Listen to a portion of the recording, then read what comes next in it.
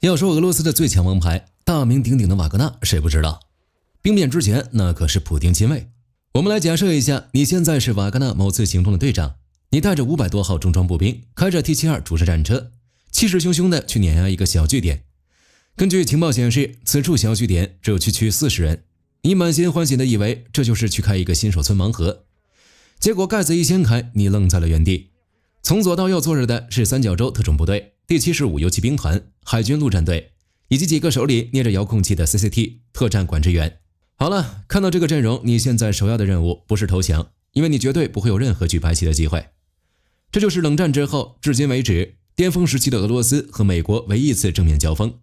而且交戰的雙方都是各自的絕对精锐。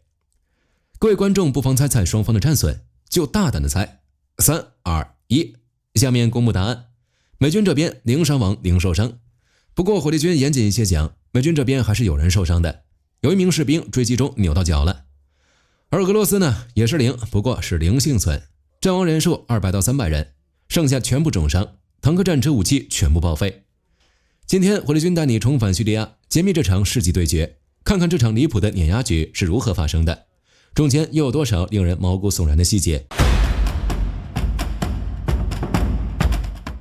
時間推移到2018年2月7日的夜幕下，叙利亞代尔祖尔省的科諾科天然气廠，這裡是叙利亞能源的心臟。瓦格納為什麼要打這裡？當時處於敘利亞內戰時期，他們簽了一個戰功換分成的協議，只要拿下任意一個油氣設施，就可以分走該設施 25% 的利潤，保守估計一年最少4000萬美元的分成。為了確保萬無一失，瓦格納這次押上了血本，他們集結了大約500多名重裝步兵，27輛裝甲運兵車，把 T-72主戰戰車頂在最前面當開路先鋒，甚至在幾公里外的後方還連夜架了一個122公里榴彈炮陣地。在瓦格納指揮官的俄系戰術大綱裡，這套牌打出來就是王炸，火炮先洗地，裝甲車掩護跟進，步兵最後上去清理戰場。對面那個簡陋的泥磚據點裡，只有幾十個連重裝甲都沒有的輕步兵。這套鋼鐵洪流一旦平推過去，守軍除了舉白旗投降或者丟下武器跑路，根本不存在第三種可能性。這幫雇傭兵太自信了，他們在敘利亞的戰場上欺負那些連槍都拿不穩的當地叛軍，欺負慣了，以至於他們在夜間行軍時，甚至大搖大擺地打開了戰車的探照燈，毫無顧忌地用明碼無線電互相呼叫。但瓦格納根本不知道廠區圍牆後面那30多個人到底是一個什麼級別的陣容。在這個被他們視為小土包的泥磚據點裡，沒有任何人在慌亂地跑動，甚至連一點拉槍聲的雜音都沒有。死一般的寂靜中，一台精密到令人窒息的戰爭機器已經悄無聲息地完成了開機預熱。讓我們來看看這套連好萊塢編劇都不敢隨便寫的防禦名冊。首先登場的是戰術大腦三角洲特種部隊，無需過多介紹，知道是三角洲，你不跑，你是這個。他們接管了整個陣地的戰術網絡，把天上的衛星圖像、周圍的電磁訊號全部匯聚到終端上。外面瓦格納的裝甲車離陣地還有多遠？炮兵陣地的坐標在哪裡？在他們的戰術熒幕上早就標得清清楚楚。然後是美軍最精銳游騎兵，陸軍第75游騎兵團。此時此刻，他們正趴在沙袋後面，眼神冰冷地盯着遠處越來越近的戰車大燈。從某種角度來看，瓦格納是聰明的，因為大燈開不開其實一樣的。關燈搞偷襲會被在游騎兵頭上佩戴的 GPN VG18，全景夜視儀裡看得一清二楚，還不如打開車燈讓自己的視野好一些。游騎兵這裡連開槍警告的興趣都沒有，他們只是安靜地把標槍反裝甲飛彈的瞄準鏡套在了最前面那輛戰車的炮塔上。接着就是最關鍵的幾名看起來極不起眼的美國空軍 CCT， 也就是特戰戰術管制員。他們不像三角洲和72兵团那樣都是肌肉猛男，在這群 CCT 的手裡，殺傷力最大的是一台防摔平板電腦和一套重型通讯電台。他們是游走在地面上的召喚師，這幾個人蹲在戰壕裡，連開保險的動作都沒有。他們只是冷靜地打開了戰術終端，把手裡的雷射指示器穩穩地指向了對面正在耀武揚威的鋼鐵洪流。就在這一刻，一張看不見的巨網已經籠罩了整個代爾祖爾上空。瓦格納的士兵們還在幻想着衝進廠區搜刮戰利品，卻根本沒有意識到自己額頭上早已沾滿了無數個肉眼看不見的雷射光斑。晚上10點整，瓦格納後方的122公里榴彈炮陣地率先開火，炮彈尖笑着砸向科諾科天然氣廠的周圍，揚起漫天的沙塵。這幫重裝步兵以為這是收錢的信號，他們錯了，這其實是給他們自己敲響了喪鐘。面對落下的炮彈，陣地裡的美軍特種部隊沒有一個人呼喊還擊。三角洲的指揮官冷靜地按下了防彈背心上的通訊按鍵，接通了一個直達美國中央司令部的保密頻道。不打槍，打電話。於是足以寫進電影劇本的一幕發生了。當第一發122公里榴彈炮在陣地外圍炸開，破片夾雜着泥沙落在美軍頭盔上的時候，你猜這幫美國特種兵的第一反應是什麼？他們沒有端起槍盲目掃射，更沒有驚慌失措地呼叫醫療兵。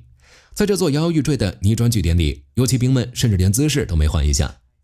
因為他們很清楚，在現代戰爭體系裡，面對成千支的重裝甲衝鋒，步槍和手榴彈連烧火棍都不如。此時此刻，遠在幾千公里外的卡塔爾烏代德空軍基地，美軍联合空中行动中心的超大熒幕上，早就把瓦格納的行軍路線看得一清二楚。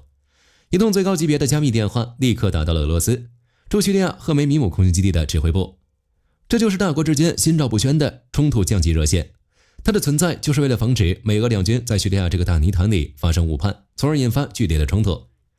美軍電話的內容很簡單，要求俄方確認是否是他們的隊伍，是就撤退，不是就開火。電話那頭的俄軍指揮官看着自己桌上的戰術地圖，明明對瓦格納的底細一清二楚，但他為了規避直接攻擊美軍的嚴重外交責任，又或者他清楚瓦格納成功得手，那將是一年數千萬美元的收益。至於失敗，人類歷史上還沒有出現500對40重裝甲戰車對突擊步槍失敗的先例。這些原因導致俄軍指揮官否認了這支部隊的來歷，但他過於高估了瓦格納。這個結果簡直讓美軍開懷大笑。海外作戰最怕的從來不是敵人的子彈，而是隨軍律師團手裡的交戰規則。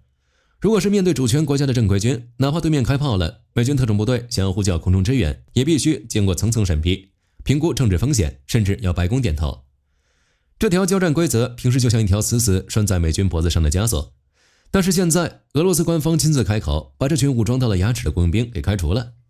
這意味着什麼？這就意味着這500多號人，這27輛裝甲車不再享受任何主權國家的法律保護，他們瞬間從敏感的外交風險變成了一群正在對美軍陣地實施致命威脅的無國籍雇傭兵。俄軍指揮官的這通推諉電話不僅沒有逼退美軍，反而直接觸發了美軍交戰規則裡的隱藏開關，消息瞬間傳回了滿是沙塵的泥磚據點，不再需要層層上報，不再需要政治審批。面對這群無國籍武裝分子，美軍特種部隊自動獲得了最高級別的反擊權限。這個時候，外面的雇傭兵還在瘋狂地給 T72 踩着油門，聽着自家火炮的轟鳴，以為勝利就在眼前。他们根本不知道，一場長達4個小時的全人類常規火力天花板級別的立體塔防遊戲倒計時已經歸定。晚上10點15分，反擊正式開始。泥磚據點裡的30多名美軍甚至都沒有把步槍架上沙袋，因為在現代空地一體戰的體系裡，當 CCT 把坐標上傳的那一刻，地面步兵的任務就已經結束了。接下來的時間屬於美軍全人類火力天花板的搖人現場。首先接管戰場的是3萬英尺高空的2架 F-22逆蹤戰機，他們沒有投彈，而是直接開啟雷達，鎖定了周圍幾百公里的空域。這個動作只有一個目的，奪取絕對制空權，警告所有敘利亞和俄羅斯的戰機，今晚誰敢起飛支援 AM120 飛彈就會直接把它打下來。制空權鎖定後， MQ9 收割者無人機和滿載彈藥的 F-15E 打擊鷹借着夜色抵達場區上空。而在地面上，那名 CCT 管制員就是他們的人肉火控雷達，那手裡的雷射指示器穩穩地照在了衝在最前面的一輛 T72 戰車上。終端熒幕上只傳來簡短的語音，目標確認。幾秒鐘後，天空中傳來尖銳的音爆，因為重達500磅的 GDM 炸彈順着雷射光束以超音速砸向 T72 的車頂。瓦格納引以為傲的反應裝甲，在這種從天而降的絕對動能面前，脆弱的就像紙糊的一樣。巨大的爆炸瞬間掀飛了幾噸重的炮塔。整輛戰車在1/1000秒內變成了一團橘紅色的火球。緊接着，第2枚、第3枚 GDM 精準落下，瓦格納的裝甲部隊甚至連開炮的機會都沒有，就被挨個點名，炸成了滿地燃燒的零件。但裝甲車沒了，剩下的400多名重裝步兵怎麼辦？這就到了美軍近距離空中支援體系的舒適區了。AC-130空中炮艇和阿帕奇攻擊直升機開始在瓦格納步兵的頭頂盤旋。在 AC-130火控官的高解析熱成像熒幕裡，戰場上沒有任何視覺死角。那些沒有任何防空掩體的瓦格納士兵，只是一個個在漆黑沙漠中散發着高熱訊號的白色斑點。指令下達，允許自由開火。這不是影視劇裡那種雜亂的掃射，而是一場極度精確的火力網覆蓋。105公里榴彈炮和30公里機炮開始向下傾瀉，